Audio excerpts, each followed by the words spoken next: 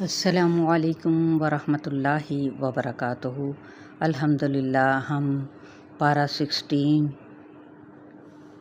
کی سورۃ طٰہٰ کو آج پڑھنے جا رہے ہیں۔ اس سے پہلے میں آپ کو حضرت عمر رضی اللہ تعالیٰ عنہ کے ایمان لانے کا واقعہ ضرور آپ کو بتاؤں گی۔ چلیے آغاز کرتے ہیں۔ رب اشرح لی صدری ویسر لی امری واحلل عقدۃ من لسانی یفقہوا قولی۔ اعوذ باللہ من الشیطان الرجیم، بسم اللہ الرحمن الرحیم۔ یہ سورہ مریم کے قریب میں نازل ہوئی۔ ابتدائی آیات کے بارے میں آتا ہے جن کو سن کر حضرت عمر رضی اللہ تعالیٰ عنہ ایمان لائے تھے۔ جب وہ نبی صلی اللہ علیہ وآلہ وسلم کو قتل کرنے کی نیت سے گھر سے نکلے تو راستے میں ایک شخص نے کہا کہ پہلے اپنے گھر کی تو خبر لو، تمہارے بہن اور بہنوئی اس میں داخل ہو چکے ہیں، یعنی ایمان میں۔ یہ سن کر حضرت عمر رضی اللہ تعالیٰ عنہ سیدھے اپنی بہن کے گھر پہنچے، جہاں ان کی بہن فاطمہ بنت خطاب، بہنوئی سعید بن زید بیٹھے ہوئے تھے اور حباب بن ارت سے ایک صحیفے کی تعلیم حاصل کر رہے تھے۔ آتے ہی یعنی بہن نے آتے ہی صحیفہ چھپا لیا۔ جب انہوں نے دیکھا بہن نے کہ حضرت عمر رضی اللہ تعالیٰ عنہ آ رہے ہیں، لیکن حضرت عمر رضی اللہ تعالیٰ عنہ نے ان کی آواز سن لی تھی۔ پہلے انہوں نے پوچھ گچھ کی، پھر بہنوئی پر پل پڑے اور بہن نے بچانا چاہا تو ان کو بھی مارا، یہاں تک کہ ان کا سر پھٹ گیا۔ آخرکار بہن اور بہنوئی نے کہا، ہاں ہم مسلمان ہو چکے ہیں، تم سے جو ہو سکے تو کر لو۔ حضرت عمر رضی اللہ تعالیٰ عنہ اپنی بہن کا خون دیکھ کر پشیمان ہوئے، کہنے لگے، اچھا مجھے بھی وہ چیز دکھاؤ جو تم پڑھ رہے تھے۔ تو بہن نے پہلے قسم لی کہ وہ پھاڑیں گے نہیں، کہا پہلے تم غسل کر لو پھر صحیفے کو ہاتھ لگاؤ۔ حضرت عمر رضی اللہ تعالیٰ عنہ نے پہلے غسل کیا پھر صحیفہ پڑھنا شروع کیا تو یہی سورۃ طٰہٰ لکھی ہوئی تھی۔ پڑھتے پڑھتے یک لخت منہ سے نکل گیا کہ کیا خوب کلام ہے۔ یہ سنتے ہی حضرت حباب جو چھپ گئے تھے فوراً ہی باہر آئے اور کہا، باخدا مجھے توقع ہے کہ اللہ تم سے اپنے نبی کا کام لینے میں بڑی مدد کرے گا۔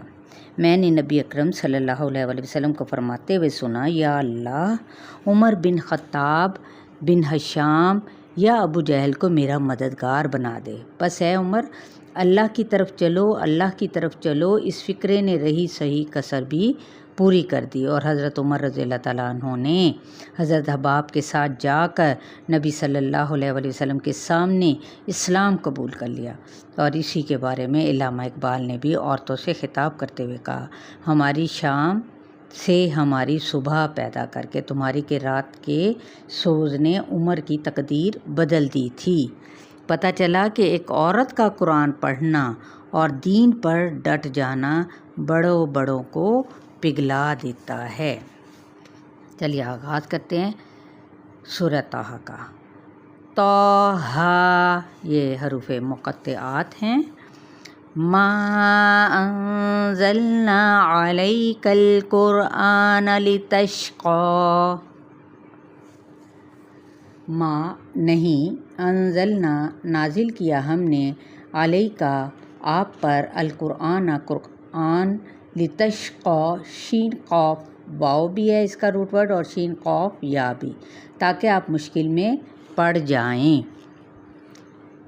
تو نبی صلی اللہ علیہ وآلہ وسلم سے خطاب ہے، کیونکہ آپ صلی اللہ علیہ وسلم کے دل میں سچائی کی تڑپ اور دوسروں کو بتانے کا احساس جنم لیا تو آپ صلی اللہ علیہ وسلم ہر قیمت پر دوسروں کو پہنچانے کے لیے تیار ہو گئے۔ یہاں داعی کی خصوصیات بتائی گئی ہیں کہ جس کے بغیر دین کا کام ہو ہی نہیں سکتا۔ وہ کیا کہ انسان اپنی آخری حد تک حق کو پہچاننے کے لیے کوشاں رہے، یعنی کوشش کرتا رہے۔ الا تذکرۃ لمن یخشی، الا مگر، تذکرۃ ایک نصیحت، لمن یخشی اس کے لیے جو ڈرتا ہو، یعنی جس کے دل میں اللہ کی عظمت کا احساس ہو، اور جس کے اندر احساس ہی نہ ہو تو پھر دل پتھر ہو تو وہ اس پر پانی کی طرح بہہ جاتا ہے۔ تو گویا قرآن سے فائدہ اٹھانے کے لیے اللہ کا ذکر ضروری ہے۔ تنزیلا ممن خلق الارض والسماوات العلی، تنزیلا نازل کردہ ہے، ممن اس کی طرف سے جو خلق بنایا، الارض زمین کو، والسماوات اور آسمانوں کو، العلی بلند یعنی بلند آسمانوں کو، یعنی وہ ذات اور ہستی معمولی چیز نہیں، وہ تو رب ہے، اسی نے یہ قرآن بھیجا ہے۔ الرحمن علی العرش استویٰ، الرحمن جو رحمان ہے، علی العرش عرش پر، استویٰ وہ مستوی ہے۔ لہ ما فی السماوات وما فی الارض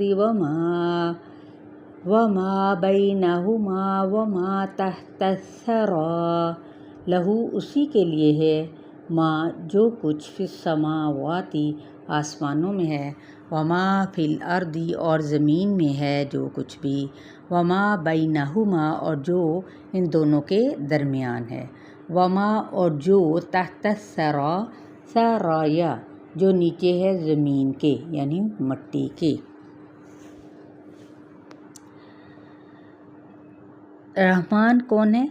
جو مالک ہے، الثری گیلی مٹی، زمین کا نچلا حصہ گیلا اور جو کچھ اس کے نیچے ہے تو اس کو بھی وہ جانتا ہے۔ وَإِن تَجْهَرْ بِالْقَوْلِ فَإِنَّهُ يَعْلَمُ السِّرَّ وَأَخْفَى، وَإِن اور اگر، تجہر تم پکار کر کہو، بالقول بات کو، فَإِنَّهُ تو بے شک وہ، يَعْلَمُ السِّرَّ جانتا ہے راز کو، سین را را، وَأَخْفَى اور زیادہ خفیہ بات کو۔ یہ کیا ہے؟ سرّا راز کی بات جو انسان اپنے دل میں چھپائے مگر اسے کرنے کا عزم ہو، اخفا زیادہ خفیہ بات جو اس طرح چھپائے جس کے ظاہر کرنے کا بھی ارادہ نہ ہو۔ اس کے علاوہ یہ معنی بھی ہے کہ جو باتیں تقدیر میں ہیں اور جو لوگوں سے مخفی ہیں اس کو بھی وہ جانتا ہے۔ یہ بات کیوں کہی گئی؟ اس لیے کہ جو سلوک مکہ والے نبی صلی اللہ علیہ وسلم کے ساتھ کر رہے تھے ان کو سنانا مقصود تھا کہ تم جو کچھ میرے بندے کے ساتھ کر رہے ہو وہ خوب واقف ہے۔ آیت نمبر 7 آپ لوگوں کا لیسن ہے۔